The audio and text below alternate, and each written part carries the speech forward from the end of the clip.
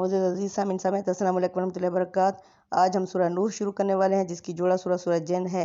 ये दोनों सूरतें अपने मज़मून के लिहाज से तवाम यानी जोड़ा हैं। पहली सूरत में कौम नूह की सरगुज़श्त बताई गई है और दूसरी उसी के असबात में जिन्नों की शहादत पेश करती है और कुरैश को इस बारे में अपने रवैये पर नज़र सानी की दावत देती है। इस लिहाज से देखिए तो सूरह हक्का में जो मज़मून इससे पहले मा तुबसिरून और वमाला तुबसिरून के अल्फाज यानी वो चीज़ें जो तुम देख सकते हो और वो चीज़ें जिन्हें तुम नहीं देख सकते, ये दोनों सूरतें बिलतरतीब इसी के बाज़ पहलुओं की तफसील हैं। दोनों में रूए सुखन कुरैश के सरदारों की तरफ है और इनके मज़मून से वाज़ेह है कि पिछली सूरतों की तरह ये भी उम्मुल कुरा यानी बस्तियों की जड़, बस्तियों की माँ मक्का में रसूलुल्लाह सल्लल्लाहु अलैहि वसल्लम की दावत के मरहला अंजार में नाजिल हुई। पहली सूरह नूह का मौजू कुरैश के लिए रसूलों की दावत और उसके मुख्तलिफ मराहल की वजाहत करना और उनके नताइज से उन्हें ख़बरदार करना है, जो सुन्नत इलाही के मुताबिक उसे ना मानने वालों के लिए लाजमान निकलते हैं। दूसरी सूरह जो सूरह जिन है का मौजू जिन्नों की शहादत यानी जिन्नों की गवाही से कुरान मजीद और उसके हक़ानियत कुरैश पर साबित करना और उन्हें यह समझाना कि जिस अजाब का वो मुतालबा कर रहे हैं उसका इल्म अल्लाह के पास है। खुदा के पैगंबर अजाब का वक्त बताने के लिए नहीं बल्कि खुदा का पैगाम पहुंचाने के लिए ही आते हैं। वो खुदा से अजाब नहीं बल्कि उसकी रहमत चाहिए। इसके लिए पैगंबर के मुकाबले में सरकशी और तमर्रुद यानी मुस्तकबिर यानी इस्तकबार करना, तकब्बुर करने का रवैया छोड़कर उसकी दावत पर लब्बैक कहें और खुदा के घर में खुदा ही की इबादत करें। तो चलते हैं सूरह नूह की। बिस्मिल्लाहिर्रहमानिर्रहीम यानी अल्लाह के नाम से, अल्लाह की सन्नत से जो हद से ज़्यादा रहमान, जो हद से ज़्यादा रहीम है, यानी रहम से निकला है, जो इंतहाई रहम। जैसे अल्लाह शदीद मोहब्बत करने वाला है, फौरी ज़रूरत पूरी करने वाला है, लेकिन किसी तरह से आर्जी। रहमान जो शदीद मोहब्बत करने वाला है, देर से ज़रूरत पूरी करने वाला है, लेकिन मुस्तकिल तौर पर। इन अरसलना नूहन बेशक हमने भेजा नूह अलैहिस्सलाम को, इला कौम ही उसकी कौम की तरफ, अनज़िर के तू डरा कौम का अपनी कौम को, मिन कबली इससे पहले, अयात यहम के आ जाए उनके पास अजाबुन अलीम दर्दनाक अजाब। यानी वक्त के रसूल क्या करने आते हैं? ख़बरदार करने आते हैं। यानी अजाब से पहले इतमाम हुज्जत का मतलब है अच्छी तरह दीन को पहुंचा देना, वाज़े कर देना। जब वहाँ की कौम खुद कहती है इना बिमा उरसिलतुम बिही काफिरून, रसूलो जो कुछ तुम लेकर आए हो हम उसका इनकार करते हैं। जब वो इतराफ़ जुर्म कर लेते हैं तो फिर अल्लाह ताला की तरफ से फ़र्द जुर्म ऐद हो जाता है। यानी इतमाम हुज्जत के लिए उसी तरह रसूल बनाकर भेजा जिस तरह अब मोहम्मद सल्लल्लाहु अलैहि वसल्लम को भेजा है, यानी मक्का के कुरैश की तरफ। ये उस सुन्नत इलाही की तरफ इशारा है जिसके तहत अल्लाह के रसूल मुख्तलिफ कौमों की तरफ भेजे जाते रहे हैं।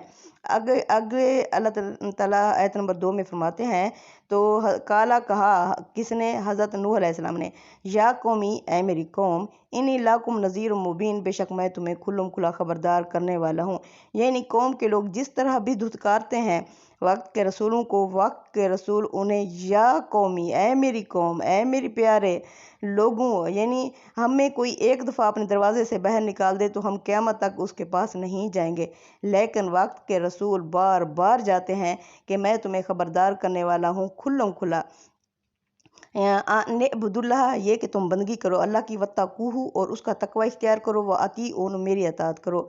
यानी बंदगी सिर्फ किसकी करनी है? वो जिसने कायनात बनाई है, वो जिसने तुम्हें पैदा किया है, वो जो तुम्हें रिज़्क़ रोज़ी देने वाला है, उसकी बंदगी करो। हर रसूल यही पैगाम लेकर आया, लोगो कुलू ला इलाहा इल्लल्लाह, कहो ला इलाहा इल्लल्लाह, अल्लाह के सिवा कोई मबूद नहीं, उसी की बंदगी करो। वत्तकूहु उसका तकवा इख्तियार करो। तकवा क्या है? एहसास ज़िंदगी है, यानी अपनी ज़िंदगी को एहसास के साथ बसर करो।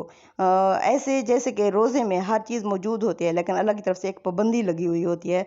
अल्लाह ये देखना चाहता है कि ये बंदा कितना सब्र करता है। अल्लाह फरमाते हैं रोज़ा किस लिए मैंने फ़र्ज़ किया है? लअल्लकुम तत्तकून, शायद तुम्हारे अंदर तकवा आ जाए। अब जिस तरह हम रोज़े में सब्र करते हैं इसी तरह हमने अपनी पूरी ज़िंदगी ही रोज़े की तरह गुजारनी है। अल्लाह फरमाते हैं हलाल हराम का ख्याल करते हुए एहसास ज़िंदगी के साथ व अतीऊन और मेरी अतात करो। यानी मुझे अल्लाह ने भेजा है, वक्त का रसूल मुझे भेजा है, तो क्या करना है? मैं इस वक्त तुम्हारा उस्ताद हूँ, ज़मीन में अल्लाह का नुमाइंदा हूँ, तो अतात मेरी करनी है। تو اللہ کیا کریں گے؟ یغفر لکم، یعنی میری اطاعت جب کرو گے، اللہ کا پیغام اپنے اوپر اپناؤ گے تو اللہ کیا کرے گا؟ یغفر لکم، وہ بخش دے گا، من ذنوبکم، تمہارے گناہوں کو، ویؤخرکم، اور تمہیں مہلت دے گا، الی اجل مسمی، ایک مقررہ مدت تک۔ مقررہ مدت تک سے کیا مراد ہے؟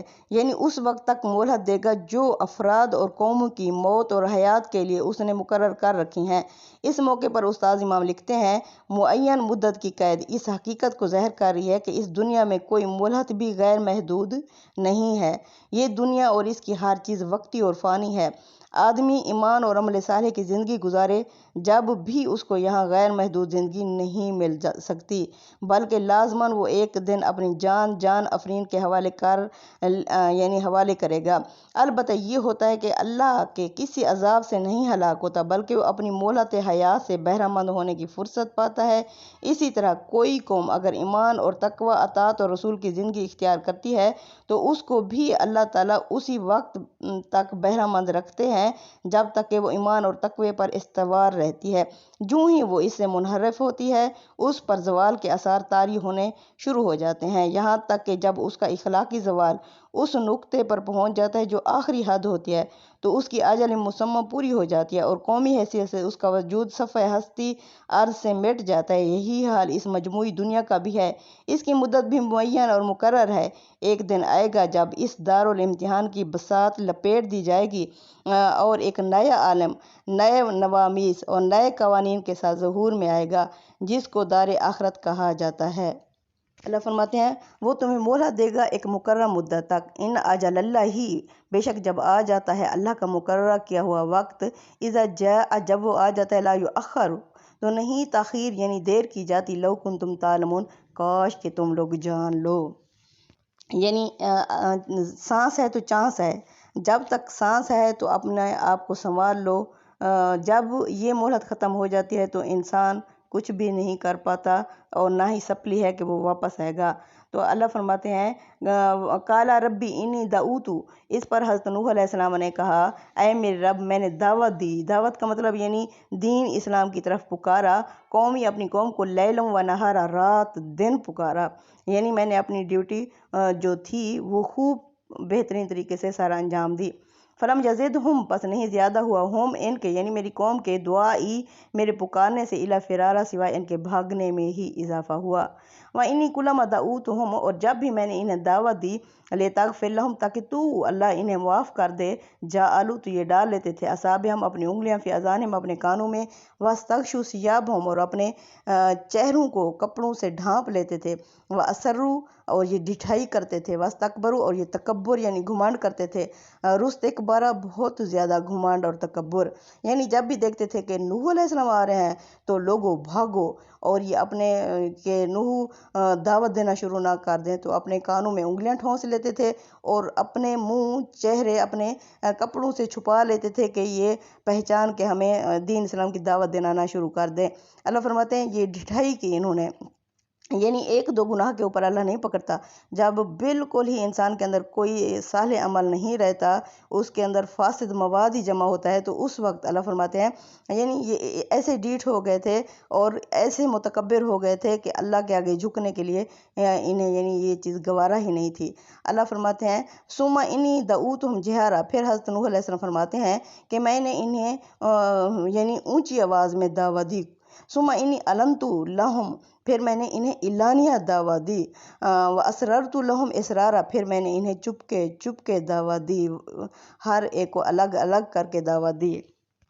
فقلت استغفروا ربکم، میں نے ان سے کہا کہ لوگو، میری قوم کے لوگو، تم معافی مانگو اپنے رب سے، انہ کان غفارا، بے شک وہ بخشنے والا ہے۔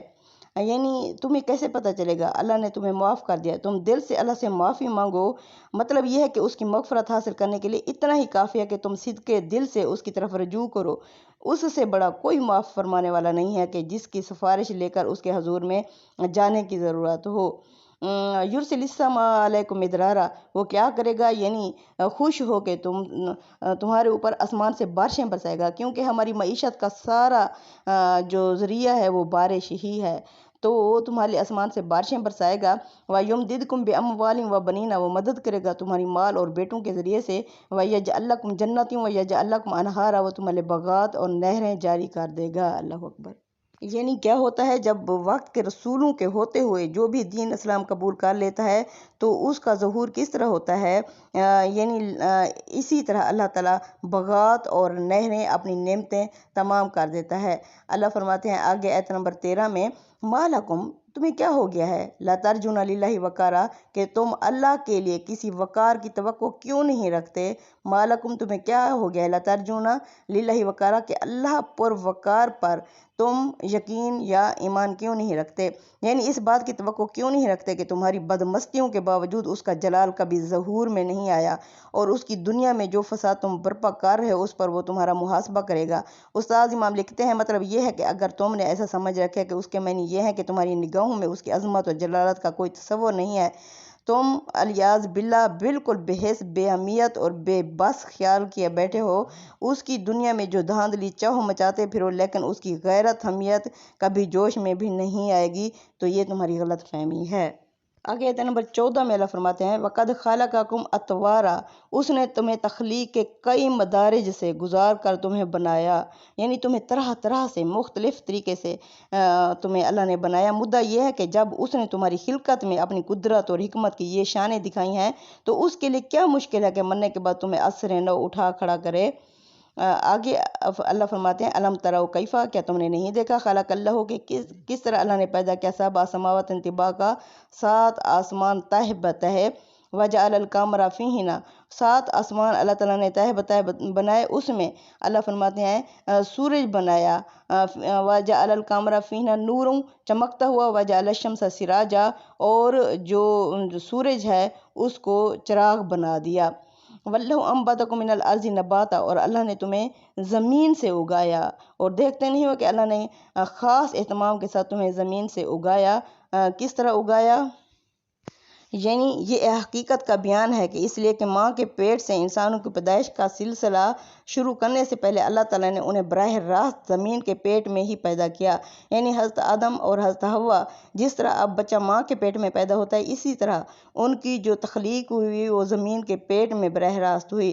موقع کلام کے لحاظ سے دیکھیں تو اس میں بلاغت کا یہ اعجاز ہے کہ جو دعویٰ ہے وہی اس دعوے کی دلیل بھی ہے، یعنی خدا نے سبزے کی طرح تمہیں زمین سے اگایا، لہٰذا مرے ہوئے سبزے کو جس طرح وہ عصر نو زندہ کر دیتا ہے اسی طرح جب چاہے گا تمہیں بھی زمین سے دوبارہ نکال کھڑا کرے گا۔ ثم یعیدکم فیہا، پھر وہ تمہیں اس زمین میں لے جائے گا، ویخرجکم اخراجا، پھر وہ تمہیں اس سے دوبارہ نکالے گا۔ یعنی کیا دیکھتے نہیں ہو کہ اللہ نے کس طرح 7 آسمان تہ بتہ بنایا اور اس میں چاند کو روشنی اور سورج کو چراغ بنایا، اور دیکھتے نہیں ہو کہ اللہ نے خاص اہتمام کے ساتھ تمہیں زمین سے اگایا، پھر وہ اسی میں تمہیں لوٹاتا ہے اور اسی سے یکا یک نہایت آسانی کے ساتھ تم کو نکال کھڑا کرے گا۔ نباتا اور اخراجہ کے الفاظ ان آیتوں میں تاکید فعل کے لیے آئے ہیں، ان کے لیے اردو میں کوئی اسلوب نہیں یعنی جو ان تمام پہلوؤں کا احاطہ کر سکے، تو اسی لیے یہ موقع اور مناسبت کے لحاظ سے یہاں استعمال کیا گیا ہے کہ نباتاً اور اخراجاً، یعنی اگانا اور نکالنا یہ اللہ ہی کر سکتا ہے۔ آگے نمبر 19 میں اللہ فرماتے ہیں، وَاللَّهُ جَعَلَ لَكُمُ الْأَرْضَ بِسَاطًا، اور اللہ نے تمہارے لیے زمین کو بچھا دیا، کس لیے، لِتَسْلُكُوا مِنْهَا سُبُلًا فِجَاجًا، تاکہ تم اس کے کھلے کھلے راستوں پر چلو، یعنی زمین کو ایک بچھونا بنا دیا۔ کس طرح اللہ تعالیٰ کی عظیم قدرت، بے نہایت حکمت اور عالمگیر ربوبیت کی جن نشانیوں کی طرف